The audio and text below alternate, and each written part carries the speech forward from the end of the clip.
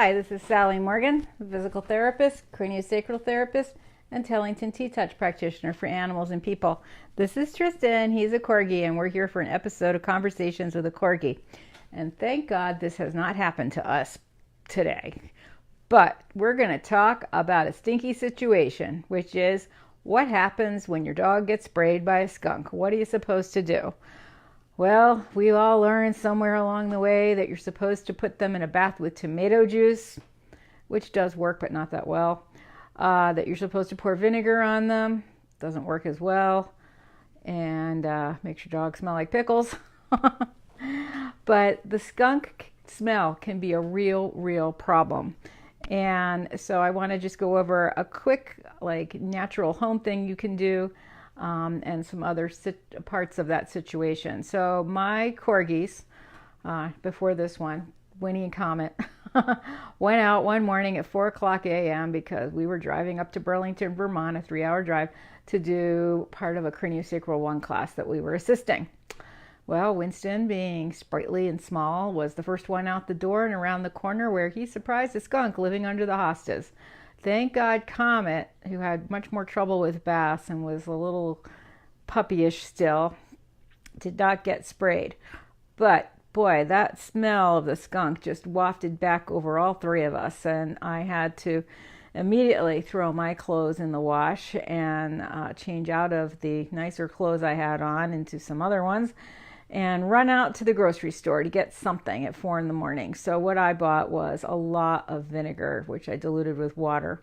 And I ran Winnie outside. I ran the hose over him to get him wet, poured the vinegar and water mixture on him, rinsed him, and did that a bunch of times. I think I bought 12 bottles of vinegar. Comet was a little guy, so I put him in the bathtub and washed him. One wash pretty much made him fine.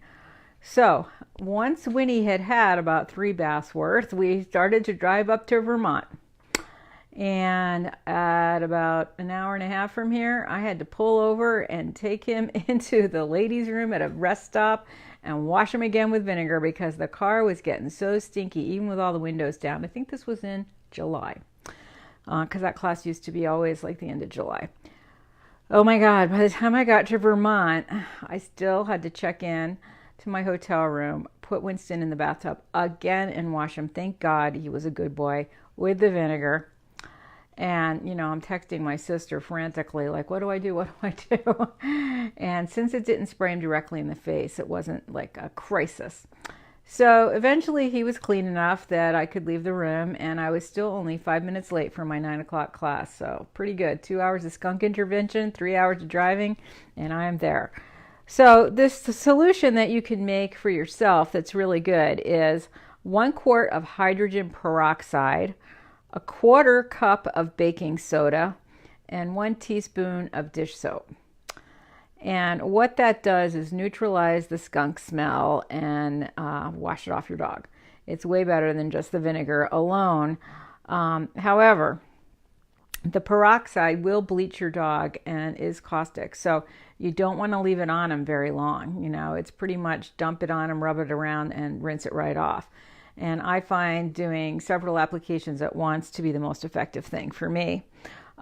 If your dog does get sprayed in the face, in his eyes or his mouth or his nose, your dog can be very sick. He can have vomiting, nausea, diarrhea, and in fact, you should get your dog to a vet because that skunk spray can be very damaging to some of the mucous membranes in the face and really irritate the dog and cause a lot of problems.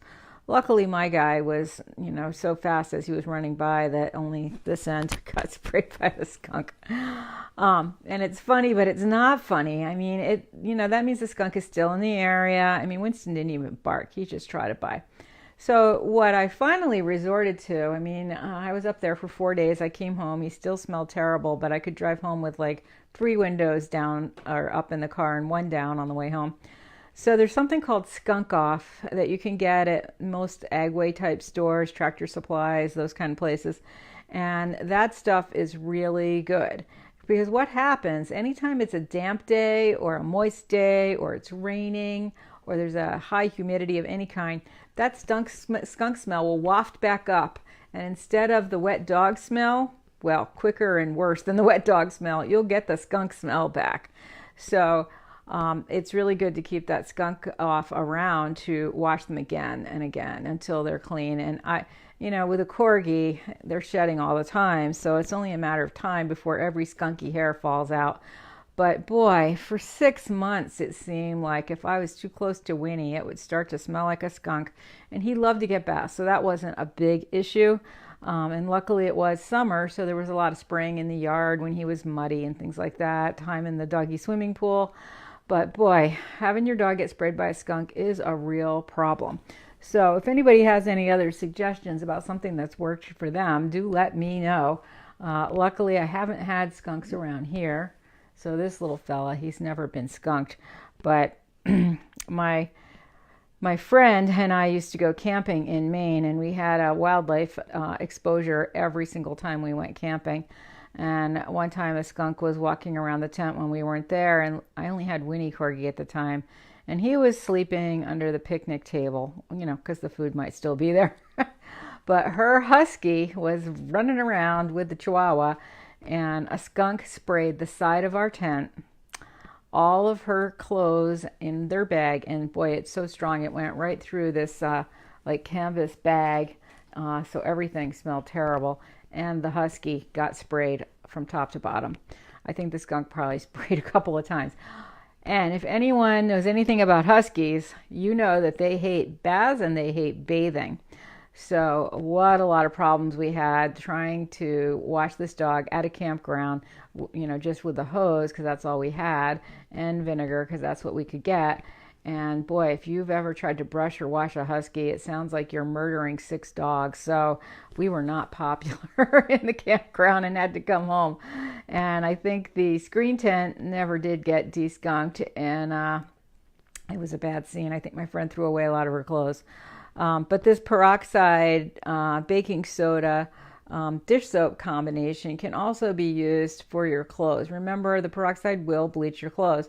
So you can just throw them in there really quickly and then rinse them out and get them right into a washing machine full of water. And that can be effective. I don't know that I would do it with something that I really cared about, but let's hope you're not getting sprayed by a skunk in your evening gown. So that's what we have to say today. This week we will be at our jobs as educators on Monday and Wednesday.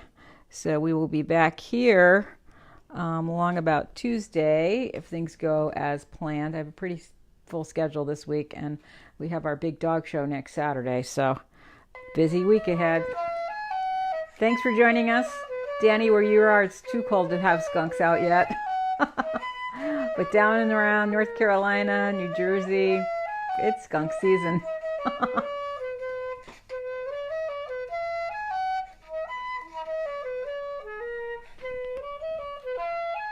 You have had years of dogs and never been sprayed. Oh, I know. I live right here by the woods, and I hope there's no skunks in my area.